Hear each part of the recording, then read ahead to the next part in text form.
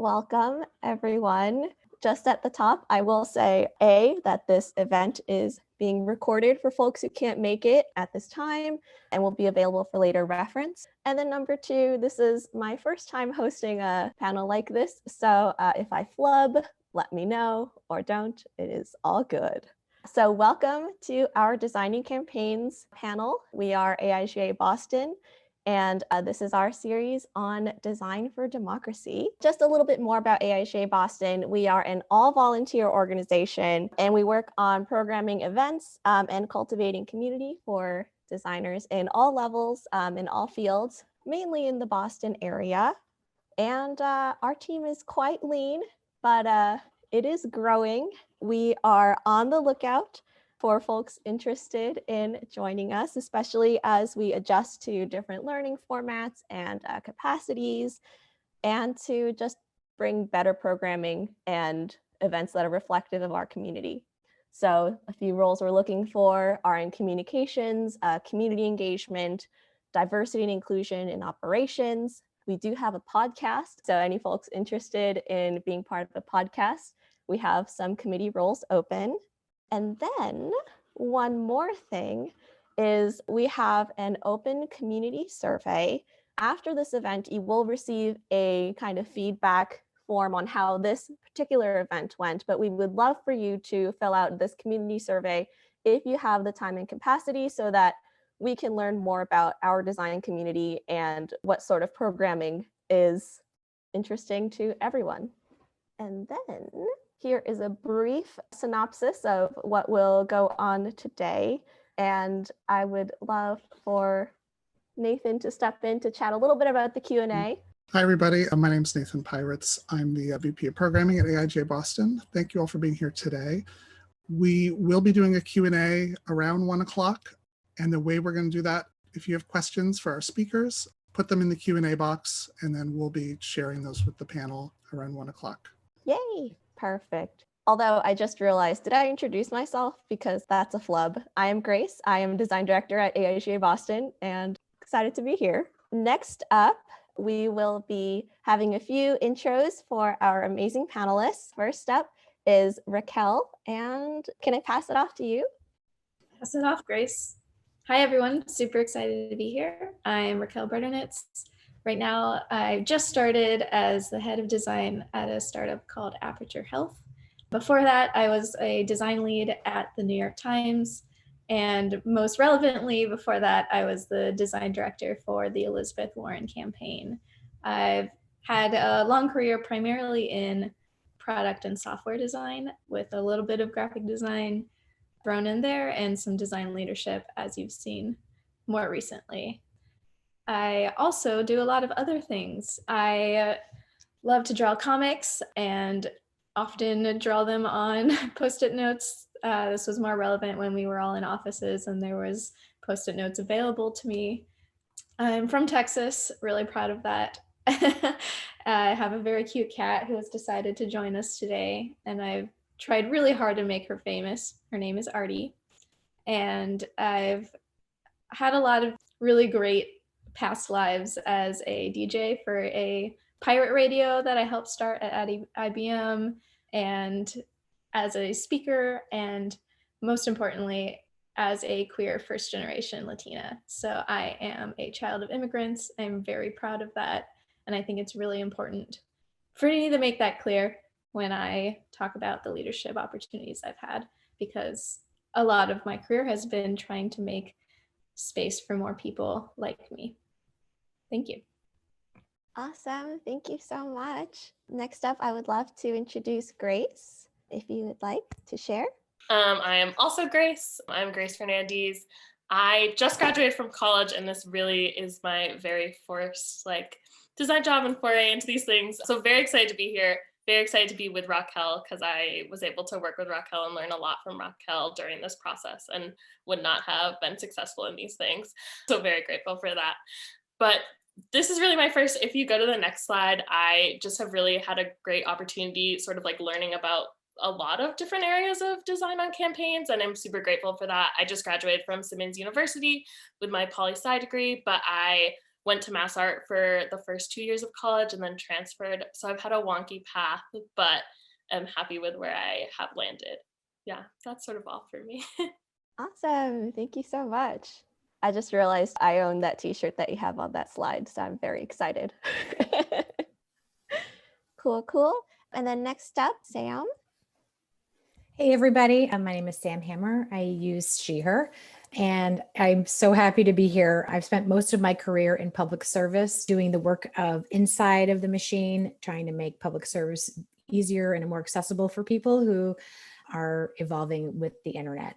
But quit my job 2 years ago to run for office and learned quite a bit around all of the work that everyone else is able to execute here. So I'm back in public service now, but I truly appreciate the work and the talents that you all bring. So on my next slide, I just want to say, you rock. You guys are really awesome. And I might talk about design and graphics and some of the work that you do in more layman's terms for the humans like myself, but the work that you do is truly art, and I do really appreciate it. But when I talk about how quick we have to slap things together, that is because we cannot imitate you. You guys rock. And the reason that I'm here in my third slide is because representation matters. And I can't see all of you, but the panel of the four women that I see now, our faces are not at that table. So my passion is to, and the reason why I started this company is to really try to make representation look like the constituents that they serve. So thanks for having me. Thank you so much. Next up, I am super excited to introduce Chris, who is our fantastic moderator, and we'll be taking it from here on out. Thanks, Grace. Don't call me fantastic yet. We haven't started. But just a quick background on me. I want to be very quick because this isn't about me. It's going to be about Raquel and Grace and Sam, what they have to provide. But Executive Experience Director at Woods Creative and founder. We are a design consultancy. We're in our 6th year, about to go into our 7th year. And I also want to thank Grace and Nathan for those intros, and AIGA Boston for hosting this, as well as Raquel, Grace, and Sam for joining us today. We're going to take a look at three topics in the context of how you all feel your role in the work that you do. Really, it's about your approach. That's one topic. The second one will be a little bit about adaptation, especially with what 2020 is. How have you adapted your role?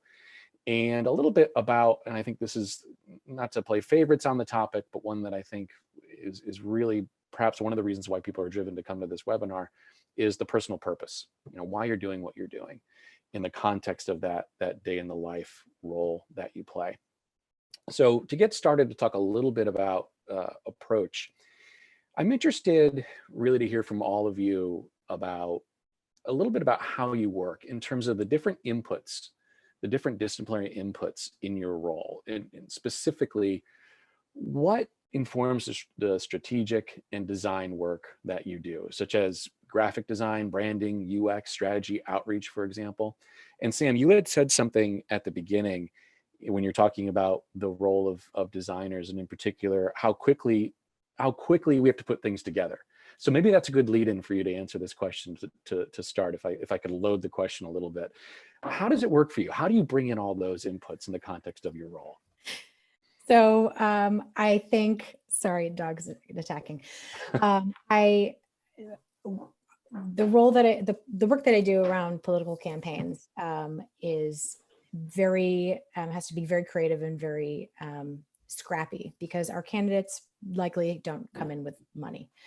So we have to first start with understanding our constituent base, the customer base, and do some grassroots design thinking. What are the issues that matter to them? What are they talking about on Facebook or Twitter? What's going on in the community? And then the other thing that we have to do, because again, no money, is really leverage the theory of social networks when reaching out to voters. It's very expensive to buy voter data. And so we try to start with really understanding how to persuade other voters by leveraging a social connection that they have. So, and then insofar as the graphic design and digital, especially during COVID, a lot of the candidates are virtual first and then carbon mass second. So really launching with a beautiful site that is beautifully designed, clear, and with some emotional video graphics is really what we advise. And how we get that is the design of the company. So we recruit technologists and designers to learn the tools that we would love to use and deploy. And then they can volunteer their tactical skills to candidates or causes that they love. So we've designed, I guess the design is in the program that we have, right. And then in some of the execution. Right. And Raquel, as design director for Warren Campaign, what about that resonates with you? What is your process like? What were the inputs? You know, a lot of this constant fundraising, but after all that's done, and after you have that, and assuming you have all the money you need, how does it work? How did it work in your role working for the Warren Campaign? Sorry, have all the money you need? I don't understand. Yeah. No, but I mean, if you have the money you need to execute, let's say that you can do everything multidisciplinary. Yeah. What is that role like? Yeah, I like to say often on the Warren Campaign that our team were the great collaborators. And I really, truly believe that is a kind of a power skill for designers. And so a lot of what we were able to do, and this was partially because we were able to build an in-house design team that was in HQ with all the other teams and able to have conversations and be responsive to the other teams. And so we were really deeply integrated with, other creative teams, like the content team doing a lot of kind of strategy and writing, and the social media team, of course, as we put graphics, across all of the social media platforms, but also, when we put out all the plans, right? Elizabeth Warren had a lot of wonderful plans, and we saw that the only people really reading the plans, as wonderful as they were fellow wonks and journalists that had to report on those plans. And we saw an opportunity to really take control of the message of those plans in a visual manner and a way that was, storytelling and communication. And so we started creating rollouts around each plan that involved social media graphics, involved, social media based strategies, and really reached out to constituents where they were. And the coolest thing about that is that my design team was able to sit down in the same room with the policy team and the research team, and they could tell us, like, here's why we think this plan is important. Here's the impact we think it will have on everyday constituents and why it really matters. And from there, we were able to brainstorm really, really awesome creative ideas to communicate those things. So people would really understand, like, this plan is really dense and has all of these sort of political thought put behind it. But what it really means for me is that I won't have student loan debt anymore, for example. And that's huge, right? And so that was one of the most exciting things about the campaign, and moving very, very quickly. Because we were able to be in the room, we could bring our expertise as storytellers and visual communicators to really help make these ideas go a lot farther. And so speed was the name of the game there too, it sounded like. I mean, when I say these rollouts, on a good day we'd get a week. And Sam, that's what you mentioned at the beginning. And so Grace, what I'm curious about here working for Ed Markey was how did that collaboration work? I'm imagining that you also had to do things yesterday, when you were asked to collaborate with all these different capabilities. I don't know if you could talk a little bit about how your experience may have been the same or perhaps different. Yeah, I guess the biggest difference is I came on post-pandemic, so there were no in-person talking, no in-person collaboration. We really lived in like a series of group chats where everything happened, and sort of had like a small Markey design team group chat where it was Paul, Raquel, and I, and then a series of volunteers and fellows working on projects together. And that was how things were happening. But I think I'm really lucky to have a really clear directive from our creative director, Paul Bologna, of like what is important and what we need in each thing, and just very like everything needs to be scannable. We just want people to go to these events or engage in these phone banks. So a lot of the work was very close with field or with other parts of the campaign. We have like a graphic for every phone bank that's going to happen. There's going to be a graphic on Twitter and Instagram driving people to go there. And I think that that was one of the biggest purposes of the design work for our campaign, was really driving people to events and live streams and things like that. Right. And when you think about those events and live streams, and I should say also to the panel, if something comes up and you want to chime in, don't have to wait for me. We don't have to have the muted mic rule as some other events have had. But for when you talk about those different roles, whatever channel you might be going down, whatever message you're trying to get out in terms of the Markey campaign, from a design perspective, how did you approach different needs and different asks? You know, because I could imagine you might have one day, hey, we've got to get this on Twitter. I'm making it up. Or there's another day, we have to get this on the website. How did you navigate that in that kind of speed from a design perspective? Yeah, I think that it was a lot of balancing, definitely, of the different asks and what can absolutely wait to be done until an hour before it needs to be posted, and what might need to get sent to someone sooner than that because people need to approve it and see it. I am obnoxious, and I had my mental list failed, and now I have a very obnoxious calendar with every single thing that's going to happen and a list of every graphic that needs to go with it, because it's the only way my brain can function and manage it. But I think that it was a lot of balancing, and again, very lucky to be working with Paul and Nicole and other people on the team who are doing all of that posting, and I'm just providing them with things to go out. And sometimes I feel like I'm throwing them at them, but that's definitely the pace. Yeah. But I think that it definitely was a lot to balance, but that it was really like, okay, the field team needs this for this event that's happening tomorrow. We'll do that today, and sort of seeing what could take a back seat, because there was no way to ever get everything done at the exact same time it was needed. Right. Sam, does that sound familiar to you? You know, how do you balance that? How do you work through that process? And what's interesting, if I can, just to kind of as a follow-up question to that, you're really relying on designers, right? In your role, and there's a design process.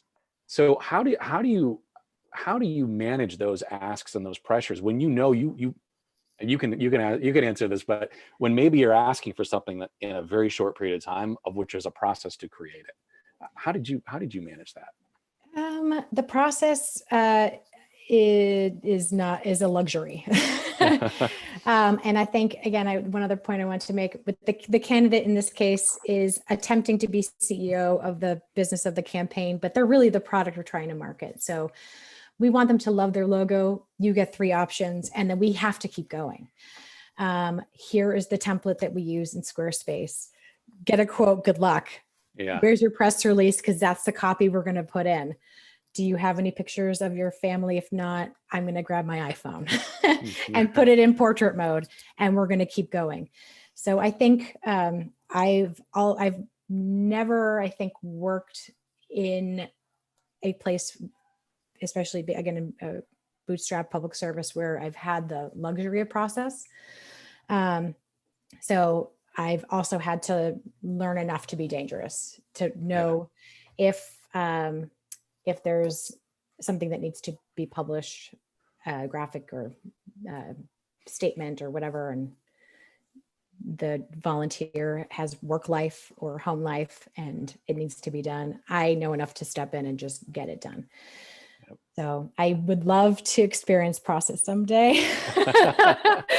But I think that's how we've been having to do it. Right. And Raquel, when you think about your role as design director, how did you manage that process? How did you approach different asks and different pressures when you knew something maybe had to really go through maybe a couple of levels of iteration before it was out and looked at potentially millions of people? How did you manage that? Yeah, I mean, it was always a dance. I think I had the really wonderful fortune of having, first and foremost, an absolute phenomenal design team. And it was a quite large design team, especially for political campaigns. And so I was really able to rely, in particular, I had 3 senior designers that I sort of leveled up to be platform leads. So one of them was over social media, one of them was over ads, and one of them was over print. And I was able to really rely on them to work with the, you know, the other designers to get things done when it was a get things done kind of situation. Part of my job was also to try to do that kind of pushback that was necessary of like, yes, always there's going to be things that we need right now, and that is just that. And I have a process in place for designers to execute. And we had a really wonderful and very strong brand system that also kind of gave us a lot of ability to be fast. And there are other situations in which I can say, actually, you don't need a designer to do that. Let me give you a Canva template and I'll teach you how to use it, and you can make all the endorsement graphics that you want. Or, you know, actually that is less important than this, and you're going to have to talk to the director of ads, and the director of ads is going to have to talk to the director of email, and you guys are going to figure it out because I can't right now. And another thing that I really tried to do was, because, you know, in my career, I have had the luxury of having really much longer term process-based experiences, especially with UX. And that was just not a reality on a campaign. But what was a reality was, you know, reaching out to other teams and getting data and getting feedback and information and working with the grassroots teams and hearing what people are saying on the ground. What was also a reality was really trying to build in space for our own projects and for our own creative inputs. And so there was this like constant sort of factory of graphics and things happening, but at the same time, I really tried to, when we could, this all fell apart by the time of Iowa, of course, but when we could, have some time to come up with our own projects and have some time to provide our own creative ideas. And that resulted in a lot of really amazing work that I think had a big impact and proved a little bit of our value. Things like the wealth gap kind of scrolly telling interactive piece that we put out, and things like these great illustrated animated pieces that Grace Abe actually helped with, explaining some of the stump speech and some of, you know, Elizabeth Warren's ideas. Those are things that no one asked us to do, that we, you know, as a design team created together. And I think that was really powerful as well, to like, even in like absolute fast-paced situation, to just build in space for that, even if you can't do a ton of the process and research you're used to, because that's our superpower. And it's really powerful when we can get those things out. Right. And yeah, and I think this leads into the next question is, when you think about that, yeah, you've hit on this a little bit, but what was really unique to designing in this context? You mentioned a little bit about that process-based UX, which you were more accustomed to. There was no luxury for that here. Can you speak to other things that, and maybe if you're willing, some of the disadvantages, you know, because, you know, here, I think in terms of some of the attendees, they might be in roles they love or not so much, and understanding what changes in the process when you're working for a campaign. What are the advantages? What are some of the disadvantages? What should someone be prepared for who has a design background? Yeah, and I want to say, like, this was my first political campaign, so it was a lot of learning for me as well. I came in very much as an outsider, I think on purpose, because they wanted an outside perspective, which I really valued about the campaign. And I flailed a little at the beginning of like, okay, I need my UX researcher, like I need all of these things, like what's happening. And what I realized is that, yes, campaigns are very different, partially because they're not meant to be long-term. So all of those sort of sustainable infrastructure that you usually build in for a design team, it's not there. That being said, we're still human beings and we still deserve to be supported as designers. And that was kind of part of what I started to adjust my role to be, is to, you know, I can't get everything, but like a little bit of humanity and a little bit of space and a little bit of support. That being said, like, you cannot beat the experience of being on a political campaign, being surrounded by like all of these passionate, smart, wonderful people who have the same goal as you. and being able to bring all of your most like creative, wild ideas to bear and just like try them out. You know, what a wonderful opportunity to be able to do that on a political campaign and to be able to really put the skills that you have honed as a graphic designer, or, you know, even as any other kind of designer. We did have a really wonderful product designer for the website and for some apps that we built, for example. Bring those skills to bear for something that you deeply believe in. I think that is an experience that everyone should have, even if it is, yes, deeply exhausting. Right. And Grace, I wonder, just to kind of follow up on that a little bit. You said in your intro, you've followed a little bit of a wonky path, you know, to getting to work on the Markey campaign. And I think that might be relevant for this question a little bit. You know, did that, following that wonky path, your words, did that help you be able to position and pivot a little bit when you're fulfilling this role, you know, working for Ed Markey? And if so, how? What was different about what you had done before? What did you have to learn here in the context of working on a campaign? Yeah, I think for me, I think that it speaks to it for me that I was like, okay, well, I'm graduating. I'm not gonna have the student discount anymore. Maybe I'll just get rid of my Photoshop subscription. I was like, I just graduated my poli-sci degree. Like, maybe it's time to stop paying for that every month. And then it was March and I was back and I like tweeted out a drawing of Ed on Twitter for the like Ed Markey Follow Me challenge. And then Paul, the creative director, DM'd me and was like, hey, we have a summer fellowship. And I had just been sent home from classes for the pandemic and was like, okay, cool. Like, that sounds great. And like something I'd be super interested in because I loved Ed Markey for a long time and was a big supporter of him. So the path was sort of funny. And then also in just the fact that I was never, there's always been sort of a split for me between like, do I want to do creative things? Do I want to engage politically? And that was how I ended up at art school for 2 years and then transferring to get a poli-sci degree in the second half because I have been so torn. And this has actually been a really amazing combination of the two for me, where I can be doing creative work, but like in pursuit of these issues that I care about, and issues that I like have studied and like want to learn more about and really pursue. So I think for me, it's been a really beautiful way to bring them together. Great. And be able to like understand what I'm working towards. And Sam, how does that resonate with you? You know, you've run for office. You're now doing this. What about the process has changed? It's fast. You need something yesterday, but what ignites you about that? You know, when you're thinking about those visual artifacts that you need to use in any social media or website or direct mail, what about it do you like? What do you not like? How has it had to change as you've moved forward to where you are now? So I think voting and this political exercise is a very emotional sport. As Raquel mentioned, people who love plans, they're not necessarily your voters.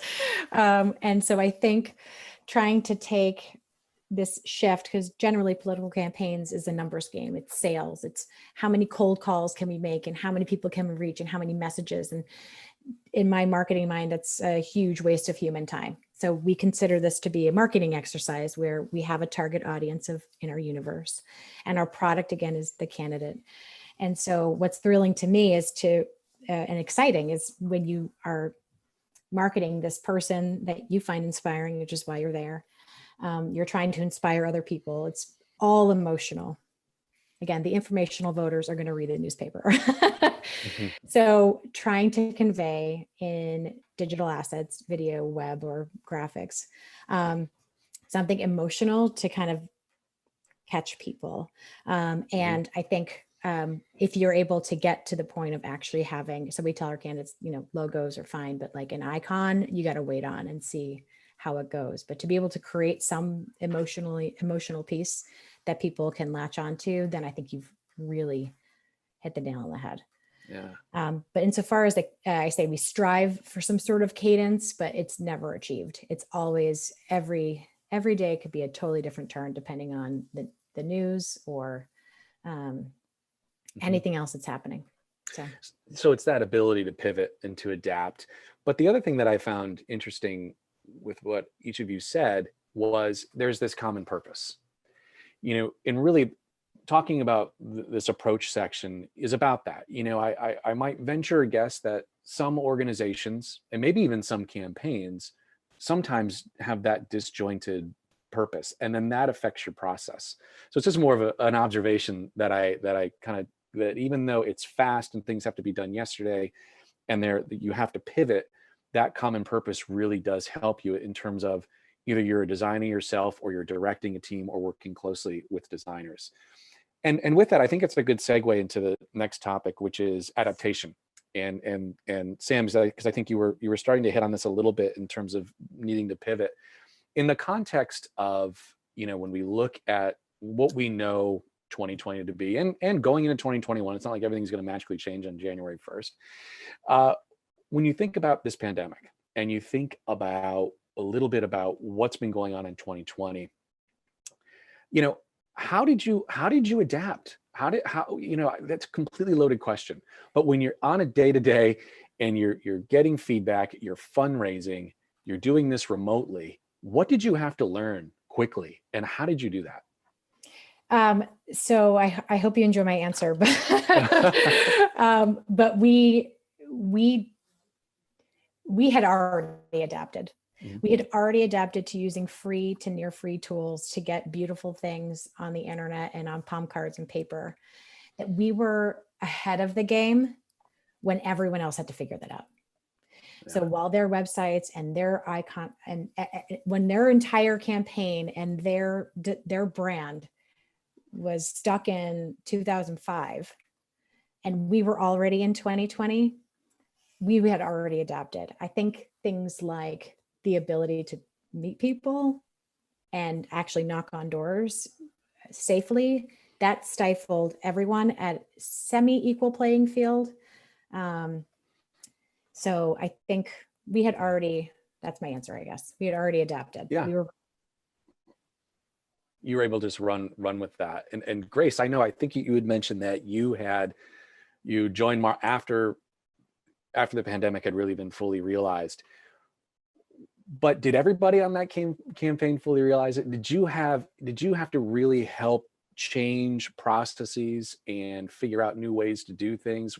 How did the campaign deal with that? What was your role? How did you adapt on a day-to-day basis with everything that had been happening during the Markey primary campaign?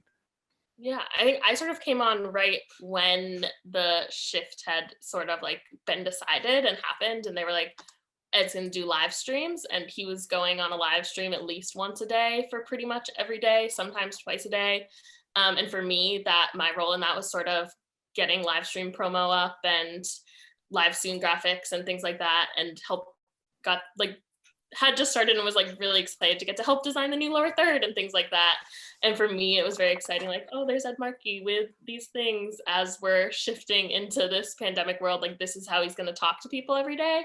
And then the Markey map was something that came out during the pandemic that I was very excited to get to help design the way that looked. And that made a lot of vectors for every town in Massachusetts, which took some time, but was a really fulfilling project for me. And I think that some of those things were really pushed by the pandemic to happen, all those live streams and like more online tools to communicate what Ed's doing for the state, since he couldn't at that point like go anywhere and talk to people in person.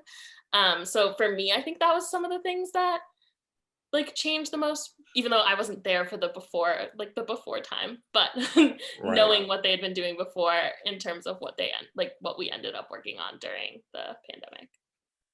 Right. I have to say, my perspective of, I was just kind of volunteering with the Markey campaign because I loved them and got to work with Grace. And I think something that campaign did so successfully was to really think digitally first, even from the beginning. And I think there's been a lot of kind of interest in, how digitally native the Markey campaign's messaging was, and how youth-led and really kind of silly and interesting and chaotic and weird, just like the internet is, which is something Markey talks about. That can't, like, a lot of stuff started coming out that was sort of grassroots led in a way that was really awesome to see, because it was a pandemic and you can't go and see a grassroots showing at a rally, but you sure can see it on Twitter. And I thought they did wonderfully kind of working with that, and with really, relying on things that matter, like, relational organizing, and really, pushing the live streams and making sure that the candidate was still there, still connecting to voters, even if the space now is digital. Right. And Raquel, and thinking that Sam had said, hey, we were prepared for this. And so I'm wondering, Raquel, do you feel like there was something from a design perspective, just thinking about that campaign, was it a matter of just turning the switch? Okay, we're here, and now it's just so much of it's digital already. When you think about to that campaign, what was changing in your role? And you can speak to the Markey campaign, and we're going to jump in here. But what was, from a design perspective, what opportunities did this change in 2020 provide for you and other designers on your team? Yeah, it's sadly, like, our campaign ended basically like 2 weeks before the pandemic really became a thing that we all knew about and were reacting to. So I don't have as much experience of like what it looks like to pivot a campaign beyond sort of jumping onto Markey's. But I will say, like, I do think that a lot of what we were moving towards was already like being more digital first and digital native, and storytelling online, and like reaching much larger groups of folks with those platforms. And I do think that, designers are, we can work from anywhere. We can work remotely much more easily than, say, a field organizer traditionally. And so we were well positioned to keep going and take it as an opportunity to say, like, well, this is all you can do now, so let's really, really push it, and let us kind of lead with the skills that we have here in terms of, visual communication and storytelling and all of that kind of thing. Right. I'd love to just add a piece of, it's not necessarily graphic design, but it was civic tech designed. That one thing we did have to pivot really quickly was you could no longer get signatures by hand. And so within that context, we very quickly were able to grab we disrupted the secretary system by calling them the first day and asking them, how do we get these electronic signatures that they have to now allow? And then I called on our team, our pool of civic technologists, to take this PDF, put some fields in there, add an electronic signature field, and things like that, where we were able to adapt very quickly once policy change happened, or once these processes happened, to call on our community to make that happen. And we were able to get some folks on the ballot because of the speed in which our volunteer crew was able to put that together. Mm-hmm. That's great. And when you think about the volunteer crew, and again, the passion behind getting the communication out, I want to go into our last topic before we go into the Q&A. There's this, I think, especially in the creative field, in all fields really, you want to have that sense of fulfillment in the work you create and the impact that your work is going to have. I think a lot of design work in other industries, and this isn't a criticism of the other industries, sometimes it never goes further than, it never goes public, it never gets used. And when we look at the work that you guys have done, or you all have done rather, that this gets out there. And I'm wondering how do you represent the values, your own values, with your campaign? How do you translate your passion into what you do on a daily basis? And Grace, why don't you start with that? What's that like for you? What drew you to the Markey campaign? Yeah. Well, before I was part of the Markey campaign, I had lobbied Ed's office a lot, as I used to be part of a genocide atrocities prevention org, and was student director for that organization. So that was sort of how I knew what his policies were and what he did, and knew that he was progressive and stood for things that I stood for. And I think that that was important to me first before joining a campaign, was like, I need to be able to put my all into this as something that I fully believe in.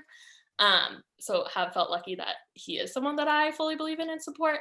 I also think it's been special because I'm not just designing for Ed Markey. Like, I feel very fully that I am designing for the Green New Deal also as like a side portion of it. And those designs do look very different and have like their own life and look. And that's been really exciting for me to be like, I'm designing for Ed Markey. I'm also designing for the Green New Deal that we're pushing, and these like designing for all these issues that we're working on.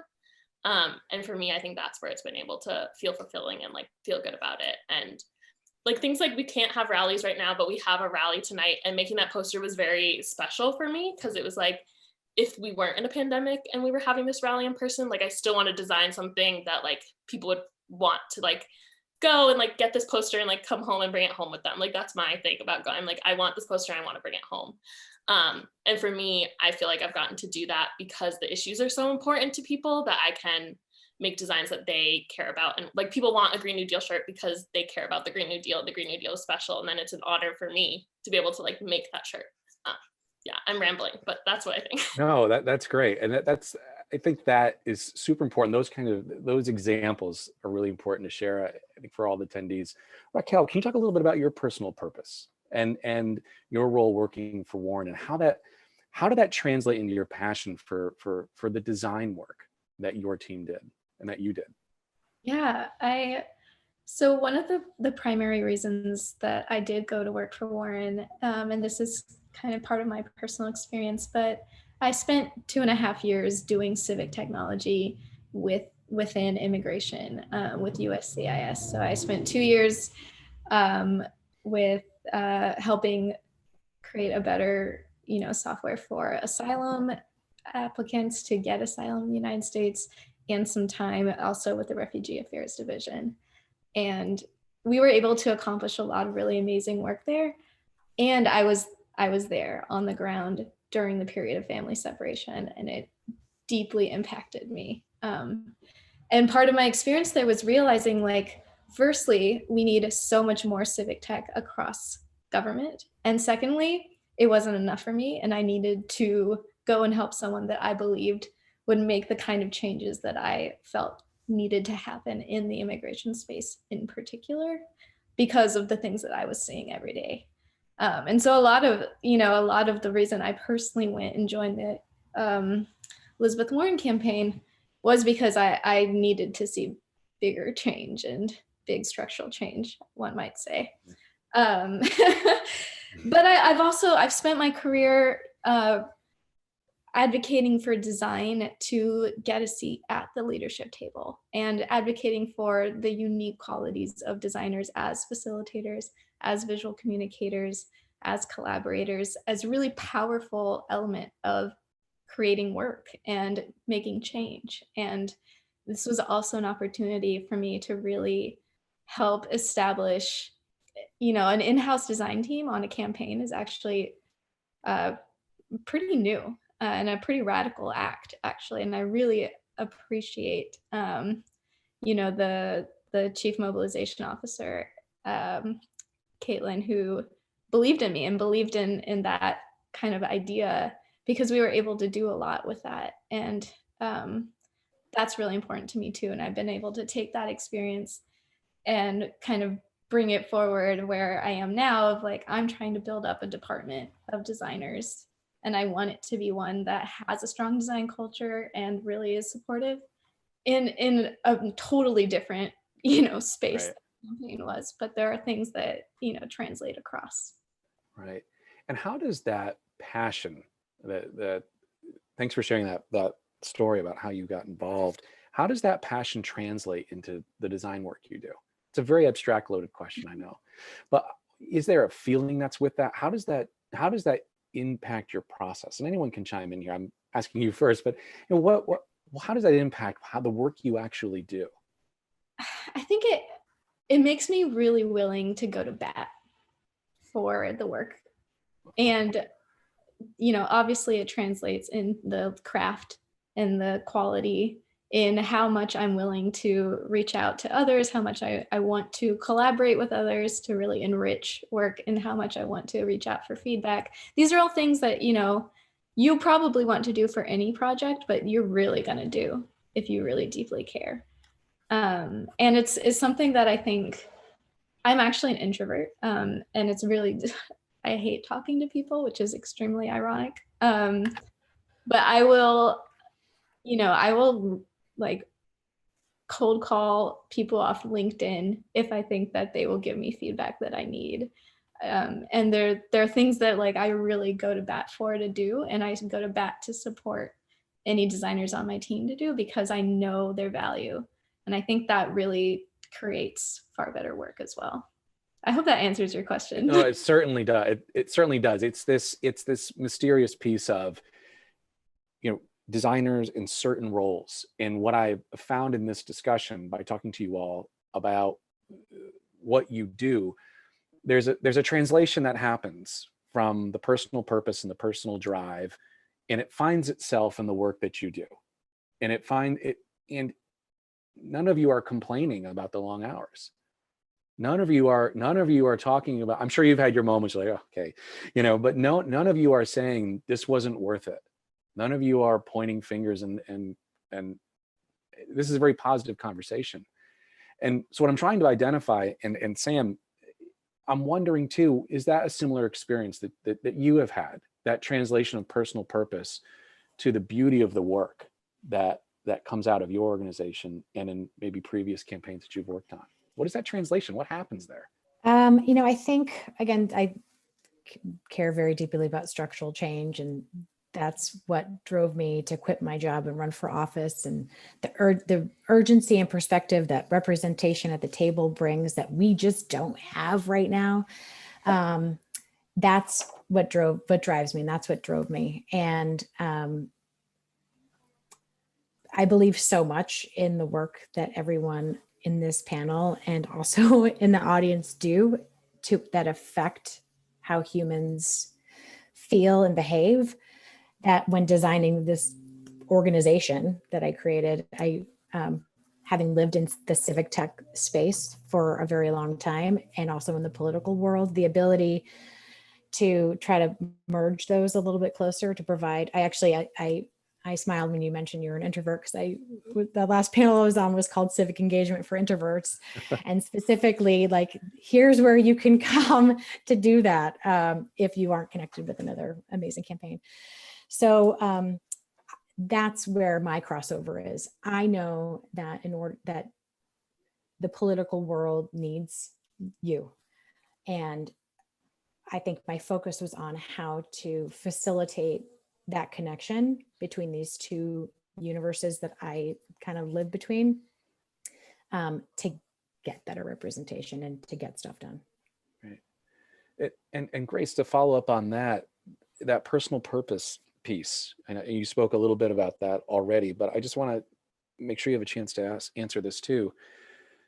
That translation, it was working for, let me ask it this way, was working for the Markey campaign something new and different in terms of being able to take that personal purpose and put it into the design work?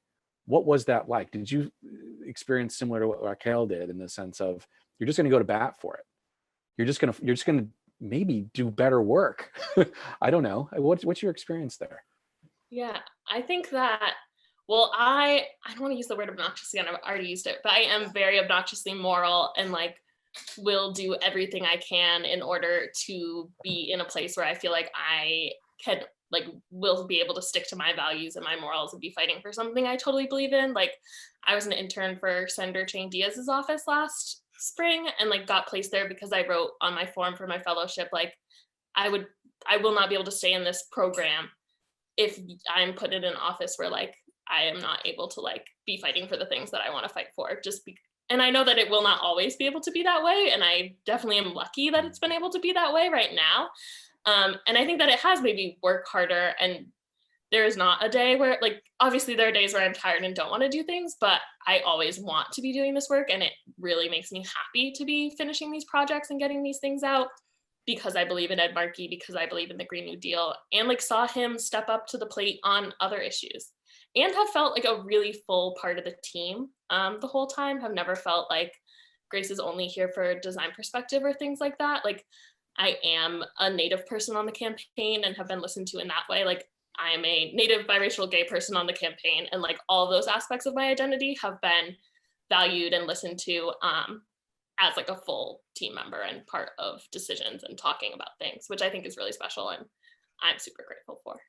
That's great. So it sounds like it's really not, for each of you, it's not you're pegged as the designer or as the UX person or as the strategist. You have those skills, but it's part of that greater team, and there are other inputs that inform. Like Raquel, you had mentioned this earlier about those other creative projects that may or may not be immediately central to the ask of the campaign, but are important for that kind of well-rounded perspective in terms of the campaign. I just find that really interesting. We're about ready for Q&A. So but before we go to that, I want to, of course, open up to you all to see if there's any other comments that you wanted to share with the group.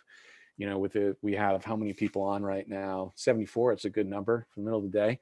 You know, if there's anything you wanted to share about your role from a design perspective, you know, working that we haven't had a chance to discuss, and then we'll go into the Q&A. And one thing I do want to mention too, just so all listeners know, is we also did reach out to some folks on the Baker team, as well as the 2012 Romney team, just to kind of get a sense from a design perspective, just so it was as well-rounded as possible. I do want to let everyone know that we did reach out to those folks, but for timing and everything else, we didn't get responses. But I wanted to mention that. So, but before we go to Q&A, which Nathan will take over, I just wanted you all can just chime in and see if there's anything else that you wanted to talk about before we go to that section. Yeah, Chris, I did want to actually push back on something you mentioned just a bit, which is that I think something that happens a lot in the political space is that we are so invested and so passionate and willing to work that we end up being overworked. And and I really think it's important that we kind of speak out and say, like, you know, campaign workers are workers too and deserve rest and support and structure that they don't always get. And often people get away with that because we care so much. And I think it's a great point. Yep. For that. That aside, No, thank you for saying that. I appreciate it. It's an important distinction. Yep. I think an aspect of being on the campaign that I didn't expect that I found really wonderful was that I was able to be my full self, and I was able to, for example, I have disabilities. I was able to push for making the website more accessible. I was able to give input on what I believe should go into the LGBTQ plan. I was able to join sort of the internal Latinx group and find really, really important community that I didn't know I needed within that group. And these were all things I didn't expect at all. You know, I thought I was going to come on, lead a design team, get stuff done. All that is great, but there's so much more that you can bring, especially in like a political campaign context, when it is someone fighting for rights for your communities, that I found deeply rewarding. And I really want to encourage anyone who finds themselves interested in helping out. You know, you can drop out of your tech job for a year, do a fellowship, you know, do a civic design fellowship, do a stint on a political campaign. I took a huge pay cut and doubling in hours, and you know, I found it worth it. It's hard, but I do really think it is super meaningful.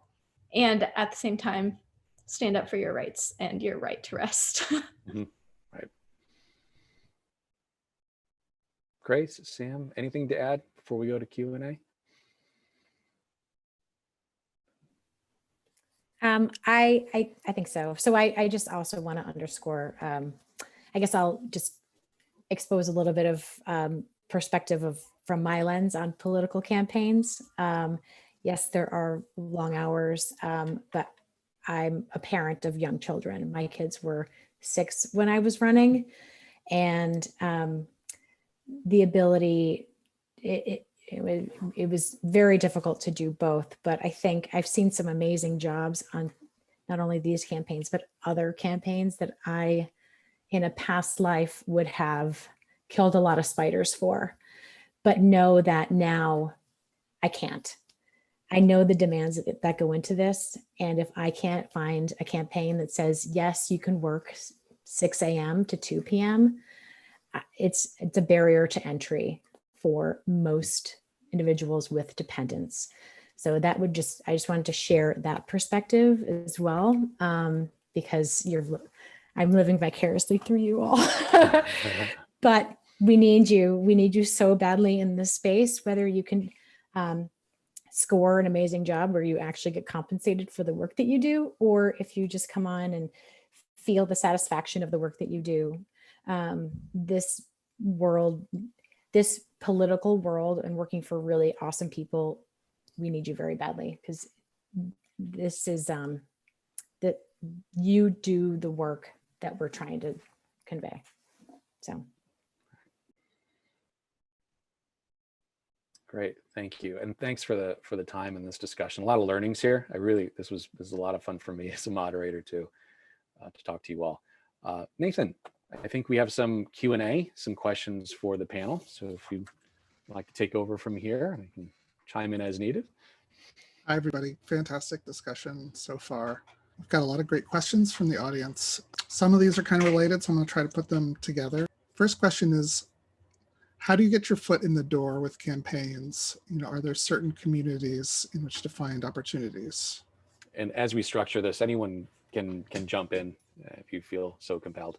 If you're interested in working on a super grassroots, either state level, district level, or potentially municipal level, which is the municipal elections are coming up in the next year, feel free to reach out.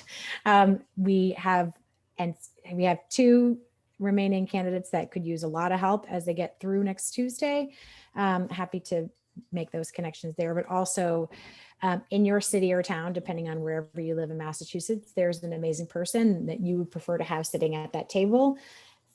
Get connected with them with any campaign that's running. And I guarantee, especially on the municipal level, they need you very badly.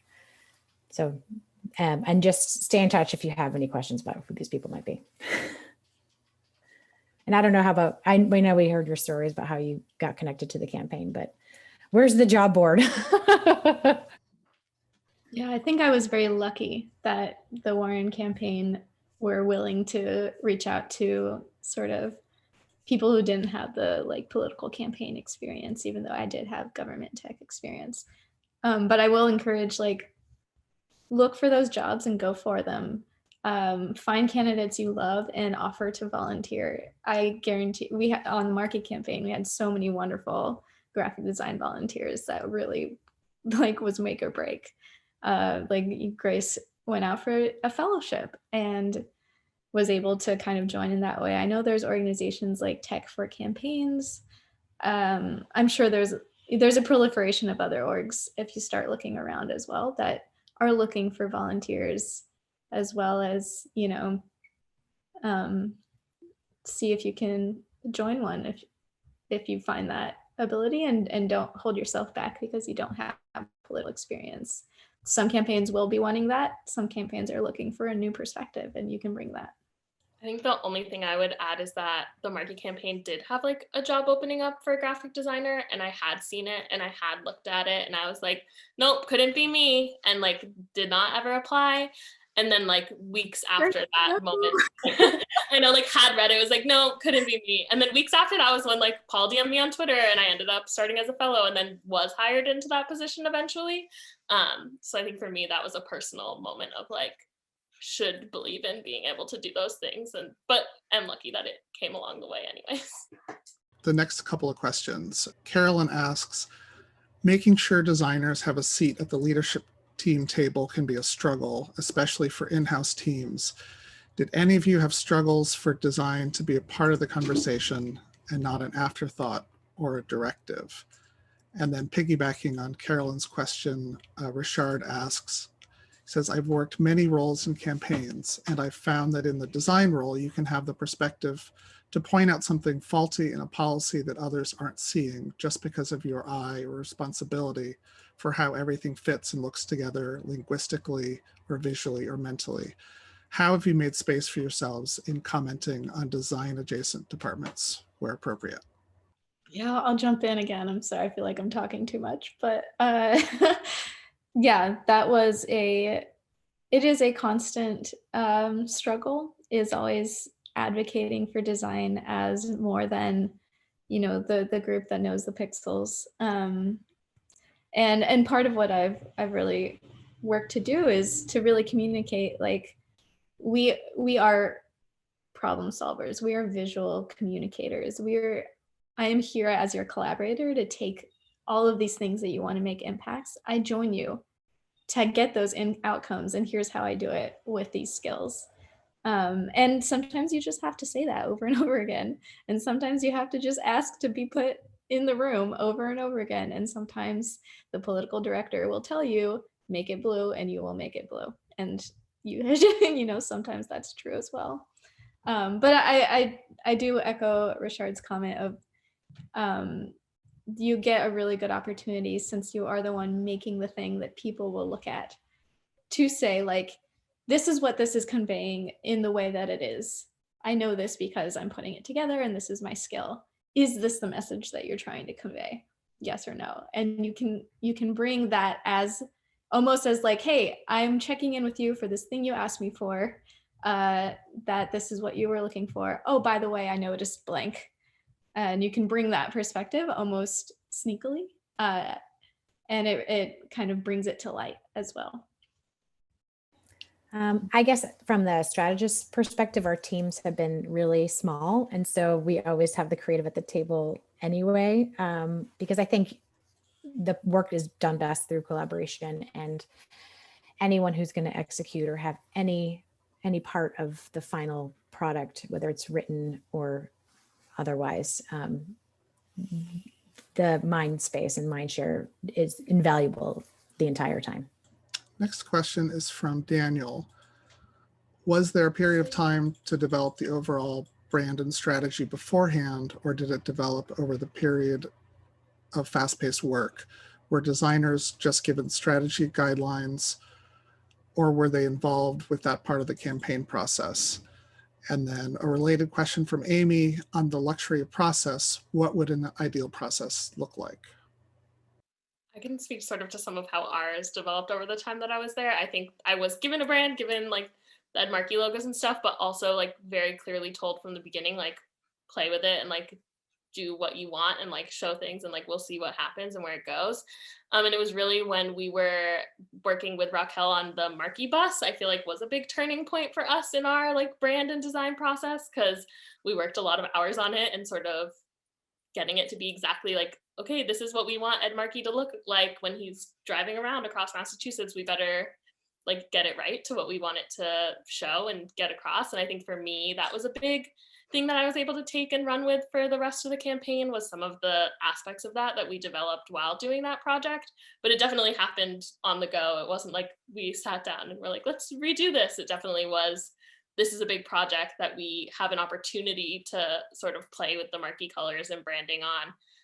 And that translated into a lot of stuff that came. Yeah, Warren as well was similar. We had a really wonderful brand kind of beginnings established from Blue State Digital and Matt Ipcar, who was also on the Obama campaign, a wonderful designer, and made the classic logo, brought the colors, but then it was ours. And as we built out the design team was able to own and expand the brand in ways that I thought were really exciting, adding colors and adding different graphic elements. One big thing was that the mint color, which we call Liberty Green, was just meant to be like a cute small accent, but it really captured people's imagination and really picked up into such a grassroots way that we kind of picked that up and ran with it. And so it was a little bit of both, and we were lucky that we were able to kind of steward the brand as a group together and grow it as we used it and as people responded to it. So I think on the luxury of process and what the process would actually be like, I think I would like to experience one first and then let you get back to you. Because through the brand answer, I think I'll convey. I kind of had some time to get things ready before deciding to run. I was able to construct my own site with the help of a friend and do a million logos. And at the end of the day, it was just like, just pick one.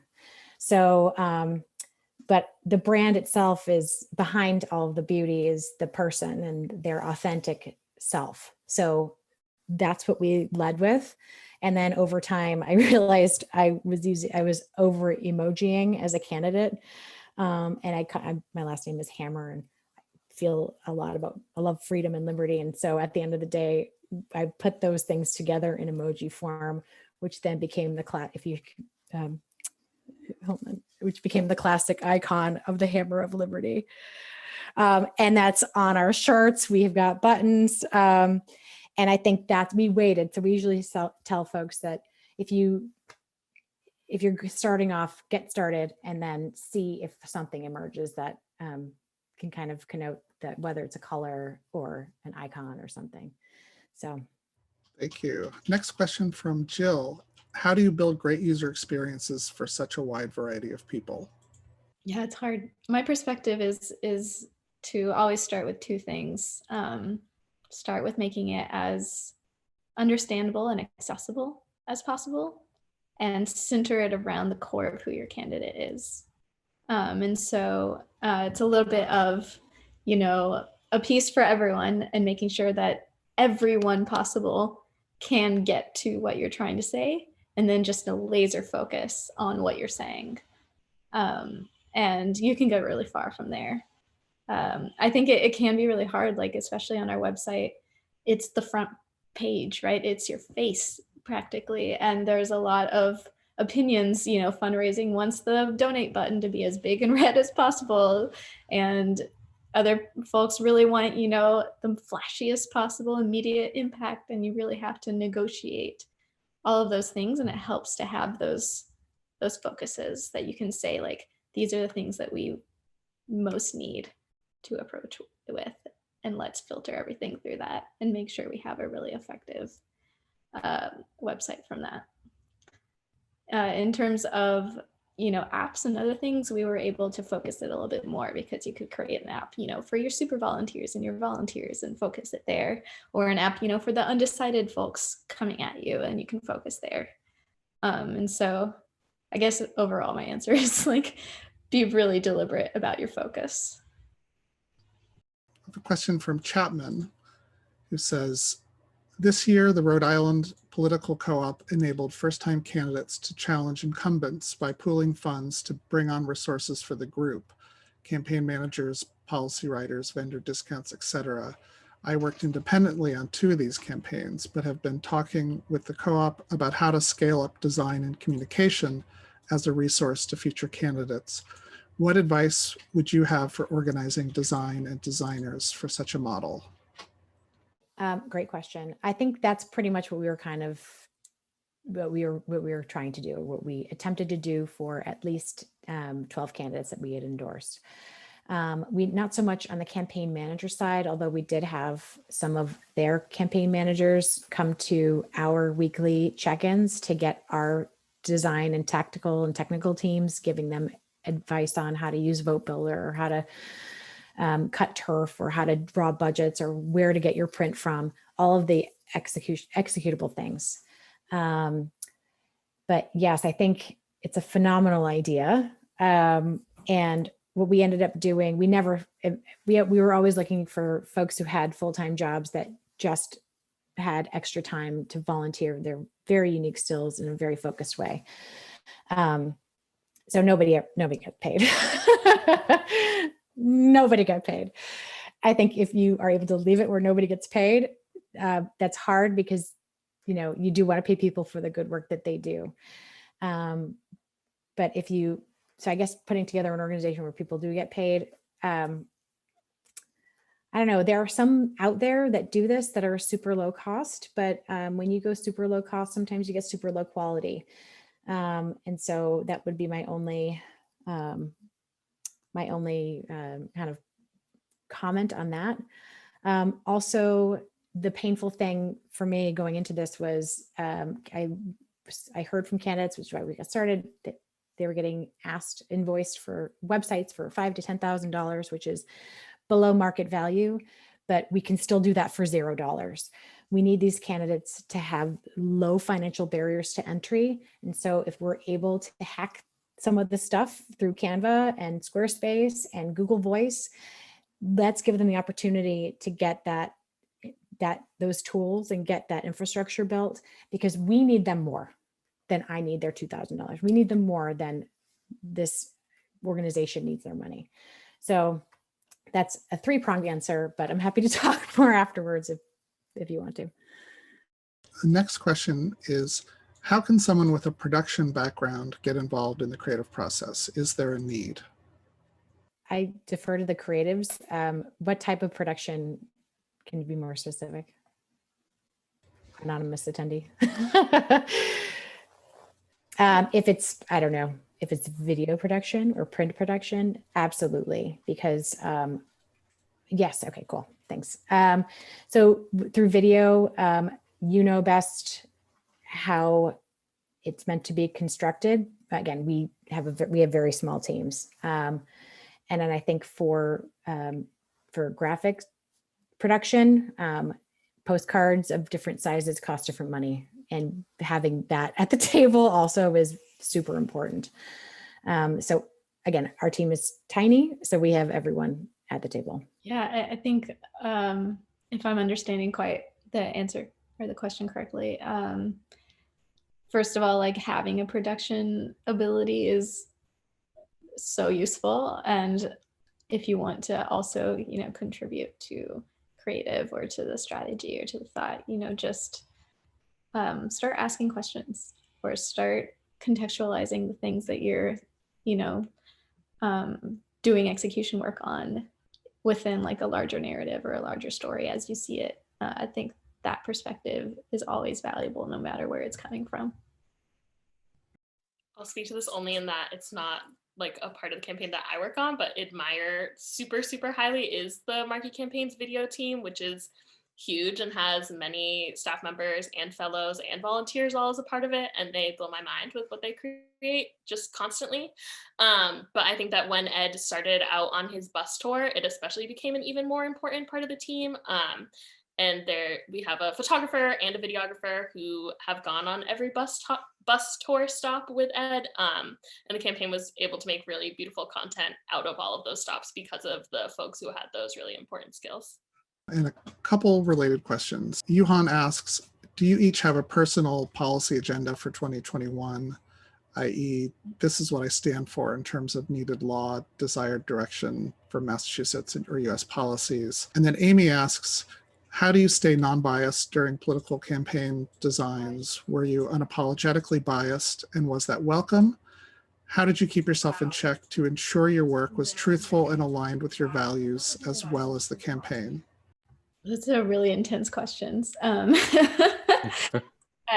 think to the bias question, there's some extent to which, a political campaign is inherently biased for a very obvious purpose. Is putting forth an idea of the world, a vision of the world as you want to see it. It is also true at the same time, like I did not agree with every single minor and major policy point on the campaign. I agreed with its overall thrust and was committed to, putting that forward, but I wasn't in charge of the policy team, of course. And so there are moments where I was like, well, I would think blank, but that's not my job, and my job is to communicate blank, and that can be hard. I think it's a question to yourself of like, is this a make or break thing, or like a minor difference in beliefs that you can keep going on, which is something you can continue to ask yourself. In terms of like policies I personally stand for, yes on 2, ranked choice voting. It is really, really important and creates a lot more voice for Massachusetts, I believe, and abolish ICE. That is my personal opinion. think on both of those things, I think I said before, very unapologetically biased most of the time. And I know I'm only 22 and people often say I'm gonna have to lose that. Right now I'm gonna exist as my 22-year-old self and try to hold on to it and we'll see how it goes. But I think that most of the time I felt good about everything I was able to do and what we were pushing out. And by most of the time, I mean pretty much all the time, and was lucky in that way, but also there were moments where I had to be like, me making an endorsement graphic for this candidate is not me, Grace Fernandez, endorsing this. And I need to remember that, like, this is Ed Markey and Ed Markey's campaign endorsing this person. And like, it is part of my job to make this graphic and it's going to go out. But those were things I could look over in order to work on the other really important issues and get to make graphics for other things. But then also I'm someone who has always said something. But I am in a team where I've been very welcome to say something, where I can be like, oh, we're writing our 4th of July tweet. I see what you say it's going to say. Like, can we say that this country was founded on genocide? We can, great. And I'm happy to be able to ask those questions and have them heard really well. So having been on the in the public sector and on the for a very long time, you kind of put your First Amendment rights at the door and not on social media as well, until the last 4 years, of course. Then you could just say whatever you want. And I think that was the hardest part for me, was to actually express my bias and my opinion. And now the cat's out of the bag. So I can't go back. But what it does is it allows you as either a candidate or a person working for a candidate to lean into your authentic self. And, I'd meet somebody at the door and it would be not quite a progressive. And I'd say, we need change on Beacon Hill. They're not doing things. And they'd say, you're right. And you got my vote. And I said, now, if you go to my website, you'll find that I'm pretty progressive, but I'm really here for progress. So, and that seemed to work. And the issues in Massachusetts, specifically, if you have a pen or a keyboard at your side, that we need to advocate for immediately are the Roe Act, because reproductive rights are at risk, and we have very antiquated laws on the books in Massachusetts that need to be off of the books in Massachusetts. Housing as a right is going to come up in the next few weeks as people are losing their eviction moratorium and their incomes are gone, and that's going to be quite a thing. That is a hardship for the entire state and country, and your legislatures in neutral still. Safe Communities Act and immigration rights. Call your legislators about that as well. We need to make sure that we are all feeling safe in our communities, and that includes undocumented neighbors. Things like transportation and so on, of course, are, even though we don't really use it as much anymore these days, but the person that gets hired at the end of the day because of your beautiful art and messaging is the one who sets the tone from the top. And I cannot express enough that is the thing at the end. That's where the buck stops and the buck starts. So staying engaged and finding somebody that inspires you to get them that seat at the table, or work for them to have that seat at the table so that they can express your opinion for you, be it introvert or full-time something else, is, I hate to say at the end of the day, is kind of key. All right, I think we got time for 2 quick last questions. From Madeline, I'm a college student studying communications design, hoping to go into this field. Do you have any advice for what I can do while still in school to be prepared for post-grad? Volunteer if you can, and look for internships that align with your values, and go for them. Yeah, so much of what has helped me grow in my career has just been learning on the job and getting myself in spaces that I want to learn from. I obviously only just graduated, but I think one of the things I did while I was still in school was I volunteered for the Warren campaign as part of the social organizing program. And that was the only reason that I really was like tuned in on Twitter to what was happening, and sort of like had started following and talking to more people within this like bubble and sphere. And I think that even though it was for not very many months as a part of that program, that was a really great thing that I was part of that helped me even have a little understanding of this world. I agree with everything they said. Meet a candidate, volunteer if depending on what city or town you live in, finding somebody if you want a fully integrated experience, find somebody and you're at the local level trying to run for school committee, which is very important right now. And you'll have more experience than I think you bargained for. One more question, if we can answer quickly. Amy asked, what other campaign designs do you think are done well?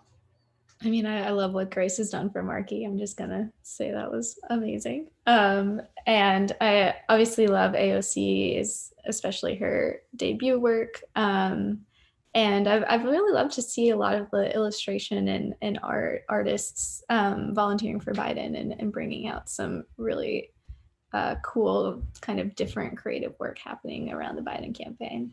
That's been really neat to see. I feel like I don't want to flip your answer on you, but I obviously am a very big fan of the Warren campaign's design work and all the things, and admire all of those people a lot, down to like the very small parts. Like I think that halftone in the Warren campaign designs is so beautiful and special and important to me when I see things, and has like inspired me in a lot of ways. And then AOC, everything is beautiful. I thought a lot of Jamal Bowman's work was also really beautiful that I know, like, and I think was like inspired by it. A lot of AOC's things as well, and I like it a lot. I'm in awe of the other two panelists and the work that they've done, and I can't buy enough merch, so I'm a huge fan. I love all of it. It's also not a campaign, but I have to shout out the Sunrise Movement because they have been doing such fascinating and really interesting graphic and video work. All right, I think that's it. I want to thank everybody very much for this. I think we've learned a lot. Say thank you to everyone who attended. Thank you very much to our speakers. So thank you, Sam, Grace, Raquel, and Chris for moderating. I do want to say that AIGA and AIGA Boston, we are nonpartisan organizations, so we don't endorse any particular political parties or candidates, but we believe strongly in using design to further the pursuit and practice of democracy. Design for Democracy is one of the core initiatives, both nationally and locally. So we encourage you all to go vote. And then we will be sending out a survey in the next day or two. So we'd love to hear your feedback about this event.